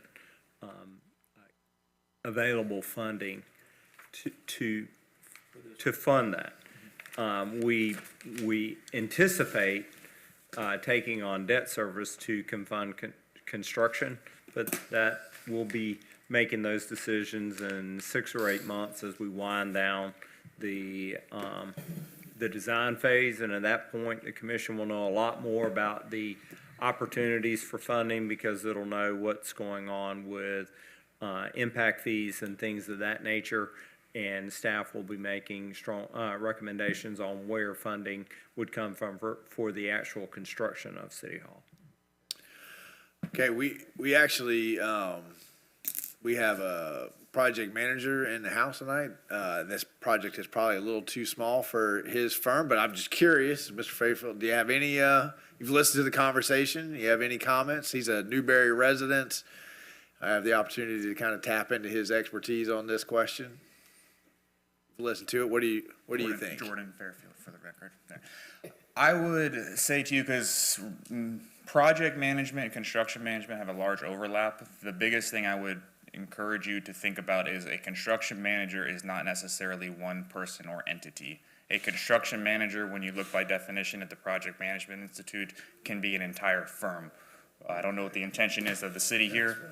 I don't know what the intention is of the city, but there are large firms like John Langston, JLL, which is a national company that does project management, real estate, and construction. There's another one based out of Miami, CBRE. This is their bread and butter of what they do. I do it on the construction side. I use both of them on the government side as well. This is all they do is project management, construction management. There is a huge industry shift in the past 20 years to get away from the typical, John Boy comes up, he's a GC, he tells you, yep, I got it handled. When you get into these larger, high caliber scale builds, there is a lot more to it than knowing your steel loads and your architectural and your sling loads and things like that. There is a true administrative side, and there are certifications and qualifications for somebody to get such degree in qualifications. So I would encourage you, there is a need for it. There's not always a need, but there is a need. And if there is a concern about logistics, administration, or financing and planning, then I would seriously tell you to consider it, especially if it is something the city has not taken on before or ever gone through. I understand you went to the fire station, but if you haven't, Didn't go well. which is what I was politely trying to say. I would encourage you to consider it, because the other factor that you're paying into that 1%, while 1% on 6 million is a chunk of change, it's what I would call a headache fee. Okay, do you want to constantly hear the negativity, or does the city want to be able to say, hey, we hired the right firm and it was like the old turkey roaster, set it and forget it. Like, you just call me when it's done. And that's the services that you get when you find a true qualified professional construction management that does pre-construction all the way through post. So We appreciate the comments. Thank you. Main thing is if Tony gets his sidewalks, guarantee they gotta be around that. There you go, right? I'm not in construction, and this isn't really my field, right? But I know that the traditional lowest bidder model that we do, I've been through a few of those with the city, and I can't point to one of them that I look back on and say that went smoothly and perfectly, and we got the product that we wanted in the end. So I know that if our team has sat across the table debating about this and is got to the point where they're bringing it to us, they have a level of certainty, and I'm willing to trust them. And when you add that to, I don't like the traditional way we do these things, then I'd say let's give it a shot. I think they've answered the questions, and I think for me, it sounds good. Okay, I need that in the form of a motion. Motion to approve. Second. Got a motion from Commissioner Clark, a second from Commissioner Mazon. Any last comments or questions? Good job, Travis. Thank you. Public comments or questions? Hearing none, all those in favor signify by saying aye. Aye. Motion passes unanimously. I'm going to break a little bit of a tradition here, because the reason that Mr. and Mrs. Fairfield are here is because I blew it and miscommunicated with him about when we were going to be talking about Christmas proclamations and recognizing everybody. But before they leave, I just want to, if you guys wouldn't mind coming back up and bring your wife with you. But, we this year with Commissioner Mazon as a liaison and the concerned citizens, they were able to pay off 11 or 12, I can't remember the number. And when we actually do this, we'll have a much better presentation. And that was in very, very large part to Mr. and Mrs. Fairfield. So we just wanted to say thank you. We hope you can come back next meeting, but I understand if you said, I've had all the quasi-judicials I can take for 2023. I'll need to see the agenda ahead of time to Yeah. confirm whether I'm available or not. No, Yes. I appreciate it, and it goes without saying that it wasn't my intention to receive any credit for it at all. It was the generosity, and we're just grateful we were able to do it and help the people that were needed in the city of Newberry. Absolutely, thank you. Well, we do appreciate it, and next time we'll have proclamations and all that kind of stuff, but please.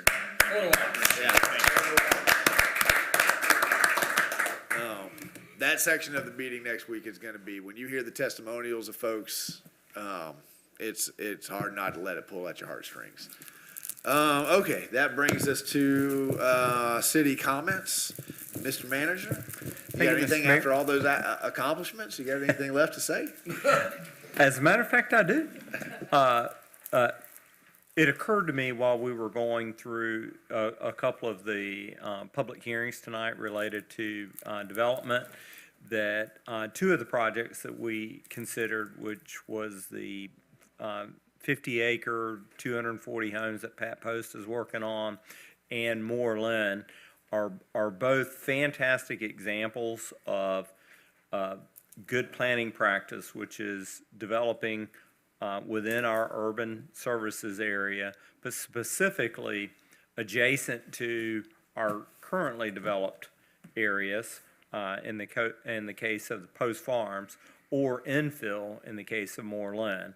And I hear some of the same comments that you hear in the community about sprawl and bad planning and things like that. And I just want to remind the commission that when we approve a 50-acre development that is exactly adjacent where the utilities are already stubbed, or it's a 100-foot extension, and they're connecting to existing roadways, then we're getting a lot of good value out of compact planning. And I think that the commission should get credit for encouraging development. And I heard it all through our community visioning processes that we want to promote development from our inside out, and what the applications that are currently in process are exactly proving out to be what the commission and the community have asked for.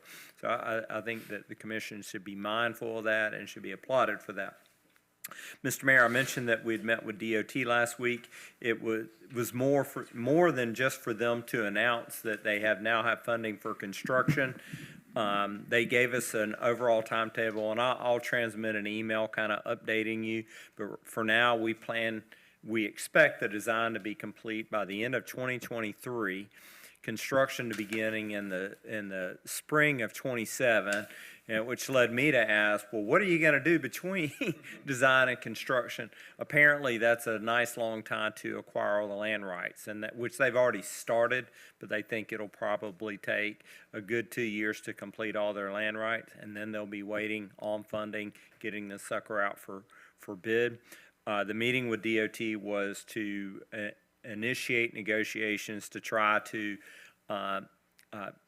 get some of the requests that the city of Newberry has been out there with to further explain what the ask is. And DOT was very complimentary of our level of engagement now since 2015. And, I thought that might be kind of a thorn in their side to be as engaged as we are. And they said, actually, it's just the opposite.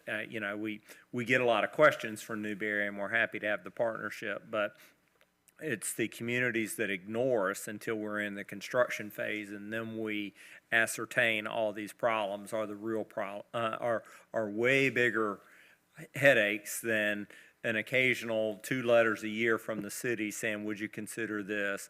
And them understanding that our requests are for the things that are reasonable. There's not any deal breakers. We have enough construction experience on our team to know that asking DOT to receive our stormwater and put it in a retention basin that's going to be 2 blocks from us is not a deal killer in terms of cost for them, that it makes good sense, especially when we make the trade-off that if we build City Hall first, we'll construct the retention basin and then bill FDOT for it. They appreciate having a partner that is that well-versed in construction, things like that. So very strong meeting.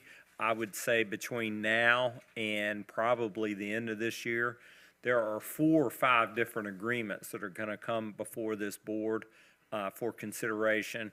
We can't just put it all in one pot, what you'd like to do, see the whole deal. It's going to come piecemeal in.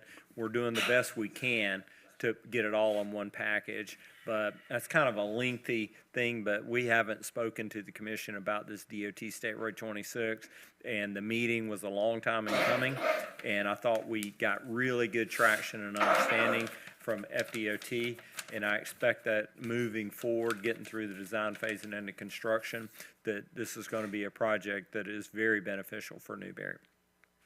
Mr. Mayor, wanted to mention that we received in today's mail, I believe, a letter from the state of Florida signed by, I thought it was signed by Governor DeSantis, but it's designed by, exactly. And this is congratulating and recognizing Newberry's Main Street as the January 2023 Main Street Program, Florida Main Street Program of the month. So, and there's a lot that goes into that application process and that recognition process. I think it was particularly great timing considering what a tremendous fall we had with our Main Street, doing the movies in the park, doing the shopping strolls and the sipping strolls, and then the big Christmas. I thought, wow, they've really been on fire for the last 3 months, and apparently somebody in Tallahassee noticed like we did. So congratulations to Newberry Main Street, and if you see their membership, we'll make sure this, well, they're already aware, but we'll make sure we do something to recognize their efforts in our community. And finally, Mr. Mayor, we received notice from the Florida Municipal Electric Association, and then we received a plaque that we are again a recipient of their Restoring Communities Award. This is an award they give annually at kind of the end of the storm season that we have every year, and communities that stand out for preparation for storm season. We submit enough information that they know who's really tuned into storm season and who's on cruise control. So our preparation for storm, our response, if it didn't hit us but it hit somebody else, and we send crews and we send materials and we send equipment and all those types of things, we line up, we get very engaged in helping other communities restore themselves, is why Newberry was recognized and received this award. And I think that every year that this award has been offered, that we have a great team headed by Jamie and David Sykes and Rance Green's involved. And they, Jamie has a saying, and he says, no community ever criticized a utility for over preparing, because usually we do all this preparation and then the storm takes a left and we never see it and everybody feels like, well, that was a lot of effort. And Jamie reminds us, no one ever got accused of over-preparing, but let me tell you what, we take one for granted and think it's not going to hit us, and it wallops us. Community will never forgive you for that. So we treat everyone like it's going to be a direct hit by a Class 5 hurricane. That's Jamie's approach to it, does an outstanding job, and I'm proud that we continue to win this recognition each year. Thank you, Mr. Mayor. That concludes my comments. Thank you, sir. All great stuff. Mr. Attorney? Mr. Mayor, if anything good came of COVID, now a lot of not good things came from COVID, and Commissioner Coleman would tell you that. But there are some things that benefited us. Namely, we have implemented Zoom technology, and you can be in Washington, D.C. and be in Newberry, Florida, and in Gainesville, Florida at the same time, and talk several times a day. And Danielle, why don't you come up to the podium so everybody can say hello to you? And every city, he's like, And every time I'm surprised that he's like, why don't you come down and just say hello to everybody? Well, and we represent 8 cities now, and being a city attorney, you have to work with your city clerk, you have to work with your city manager, and you have to build a team. And what we have, what the city has implemented is what we're trying to do in all 8 cities. They have a jot form system, which is basically tracking of a project. So they send us a project, and it comes over the email. She gets it, Danielle gets it immediately, I get it immediately. It auto-populates in our staff, and it goes on a sheet.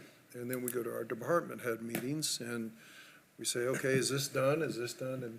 And so Danielle is really the point person for us. She's also a point person in our other cities, trying to implement with varying degree of success of getting this project so we can track what we're doing, how we're doing it, and all that sort of thing.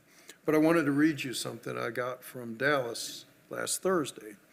Kudos. Good morning, Scott. Just want to let you know how well Danielle is doing. She's a big asset to your and our team. She is responsive, thorough, turns around items quickly, and produces good work. I've enjoyed working with her, and I've seen a noticeable increase in our service levels since she started. So thank you for that, Dallas, but more so thank you for that, Danielle. So thank you what you're doing for our law firm and the city of Newberry. So Happy thank to you. do it. I would add our gratitude to that as well. Nothing about the level of service, but you are right on it. So when we have an issue, the email, the text, right, we really appreciate that level of responsiveness. So thank you. Where you from, Danielle? I grew up in Tampa. Tampa? Temple Terrace. Palm Harbor was my small town that I grew up in. Tampa's just easier, you know. Clearwater, roughly. But you can be in DC for 3 weeks out and be down here for a week, and it's a very cohesive, this is the change of our whole dynamic of things, and it's working very, very, very well for us, so we appreciate it. I'm very fortunate. Happy to work with y'all. I appreciate it. Wonderful. Thanks, guys. All right, thank you. Madam Clerk? Well, I just want to add, the attorney stated, I work with Danielle, I think 2 large projects.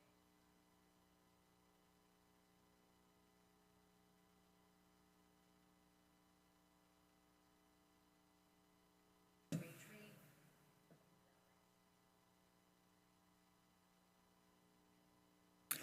That's a good idea. Just leave it up there while we're doing the comments, so if anybody wants to jot stuff down.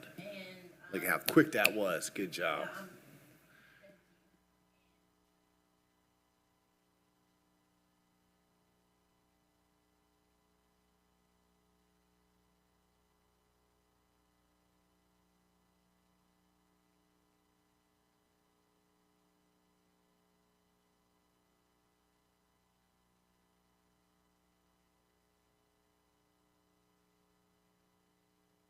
Still qualifying.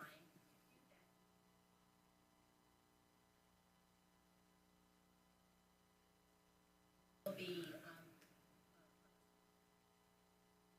February the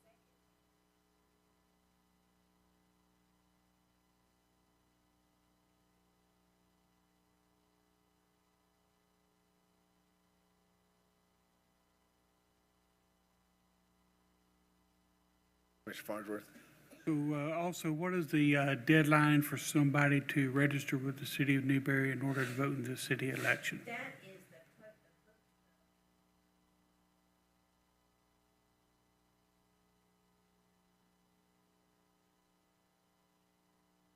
And I would just say to anybody watching, Miss Judy and Sierra, they're very helpful. Anybody who wants to run, call now, call a couple of times, take notes, do all those things.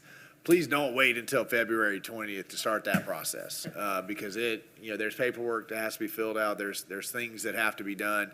Not to say that you couldn't start February 20th and get it all done, but it's going to be hectic. There might be other people that are making appointments and trying to do the same thing, right? You can call today, or not now, but tomorrow. You can call tomorrow and lay out a schedule and figure out all the steps that you need to do, and they're very helpful. We are here to assist you.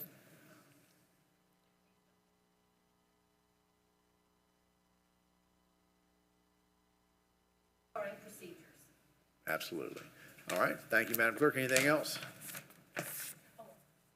No? All right, thank you. Commissioner Coleman? I only have one. When will we know the amount we're getting for the tax that we, 4.5 million. 4.5 million for infrastructure, 4.5 million for wild spaces. okay, and, the other thing is, will that be in 2023 so we could go ahead and start the bidding process, or? We'll start getting monthly payments or? Yeah. We'll receive quarterly payments beginning in April of this year. The tax began collected on January the 1st. And once those payments start coming in, Mr. Mayor, we will accumulate what we can. We also are able to use that as pledged debt service of the commission. If it's a 10 years tax, then we know we're gonna receive it for the entire 10 years. We could take debt service out to match it and on a project, start it now and have it paid off by the end of the tax. I think the commissioner's implied question is, when will we have a workshop to talk about especially the infrastructure side? Which projects are we doing? Right. And when are we, we got some excited residents to know that we're gonna pave some roads, so when do we anticipate that? We anticipate that as a springtime event, just about, So the next 2-3 months? Yes, we're working on those. All of our department heads are working on now we're doing a 10-year CIP because of this tax. We've previously only done 5 years, but they're putting all that together, and as soon as that is compiled, it's a part of our budgeting process. We'll go ahead and peel that part out and begin having a dialogue with the commission while we compile the rest of the budget for next fiscal year. Okay, is that it? Yep. Commissioner Clark? Well, that answered the main question for me. For our troops that are deployed, things that are happening in this country, a lot of people don't follow. God bless America, and I hope we don't go into another war. Agreed. Commissioner Farnsworth? I just want to thank everybody for the happy birthday wishes on my 39th birthday. And that's all I'm. Oh, it's 29. That was last year. Thank you, sir. Commissioner Maison? I just want to say thank you to our staff, the ones that are here, the ones that are listening at home. You guys do a phenomenal job throughout my travels throughout the day, delivering, working at UPS. I see these guys out working hard, and I just want to say thank you to the guys that are here. Once again, the guys that are out listening. There was one other thing I wanted to say, but it slipped my mind. I like that shirt Coleman's got on, but I did a dad joke. I'll do one more. So and this is a simple one for you guys. What's a mathematician's favorite dessert? Think about it. There you go. Ms. Peggy's good at these things. I just a couple, on the Pat Post development out here, I want to remind folks, I'm very grateful for that, because we have, a lot of people want to develop east of town. I get it, Newberry Road, but to bring people to the west of town and balance out, those residents will have to come through Newberry. I think we'll capture those dollars. So I'm grateful to see some development happening on the west side of town. I think that that's important. So I want to say thank you for that. I want to invite everybody to the State of the City speech. We've got a date now. It's February 16th. 6:30, we'll have Taste of Newberry, right? So come. And we'll have some local restaurants that have provided some snacks and some hors d'oeuvres. 7 o'clock, we'll have the State of City address. 7:05, I'll be done talking, right? And we'll all head to the house. A couple of things I just want to pass on. We talked about the New Cycle, the company that's going to come in. They anticipate having 60-plus jobs their first year and then adding 20 to 30 as they grow and get bigger. We found out about that when they made a public announcement at the local legislative delegation kickoff. They need a better title for that. But that day, Newberry stole the show. right? The county brought up things that they partnered with Newberry. Other municipalities brought up things that they partnered with Newberry. New Cycle announced publicly for the first time that they were coming to Newberry. Some of the representatives texted me afterward and said, what's going on in Newberry? Everybody is talking about Newberry. We've got alliance with the Children's Trust. So our community is so active and is doing so many different things. It's almost tough to go to the Alachua County League of Cities meetings because you have this time period where you talk about, okay, what's going on in your community, and it eventually just starts to feel like bragging, So, I pick 2 or 3 things and I just kind of move on. But at the ethics training, which was hosted by Foles Walker, it was great.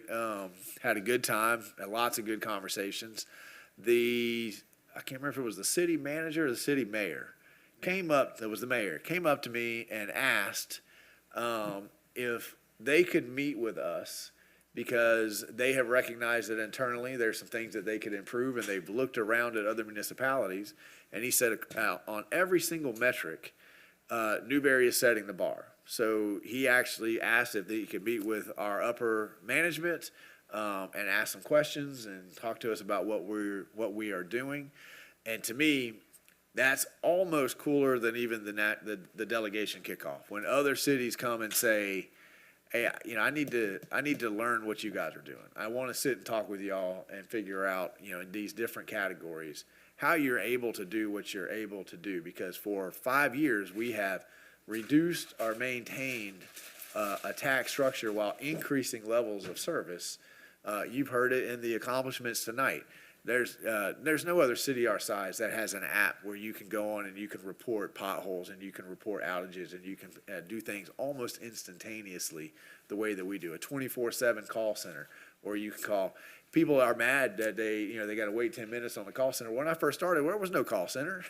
When the city shut down, you called tomorrow is when you called, right? So now we have a 24/7 call center. And I don't have to go back over the list. You guys have been part of it. You guys are directing it. You're setting these policies. But I want you to know, because sometimes y'all don't hear quite all the same things that I hear. Commissioner Clark, you were there. I know he was talking to you about the same thing. I hear that stuff all the time, right? All the time. People ask. The mayor of Trenton called me up and said, "Hey, I want to talk to you. I see what's happening in Newberry. I'd like to sit down with you." Right, so we're setting a bar, and other people recognize that we set a bar. I had one other slightly more serious thing to discuss tonight, and I shouldn't say that. I don't want to talk about it. I just want to put it out for the public. We talked about the two-way pairs is now a funded project in 27. When FDOT comes in with the two-way pairs, it's gonna make 2 lanes. I'm excited about it. I think it's great. But the CSX shut down the railroad crossing on the block north of First Street a few years back. That was kind of an objection from us a little bit, but we kind of worked it out. However, with the two-way pairs, I believe we're going to need a way across the railroad tracks on both sides of Newberry Road.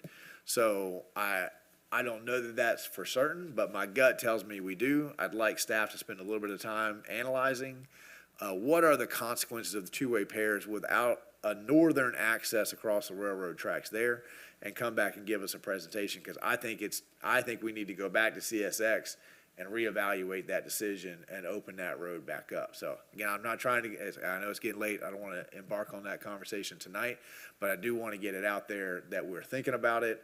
I think it's necessary, but I'd like a little bit of data to support that before we go to CSX and say, hey guys, we got to be able to get across the road, right? We have two one-way roads.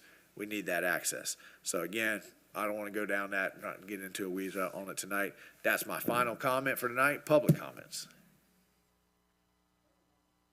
Waited all night. Something. How's our volleyball team doing? Over. National champions? I missed it. Softball will be world champions there. I know it. Exactly. All right. I think it's gonna be great next year, right? Hearing no more comments, we are adjourned.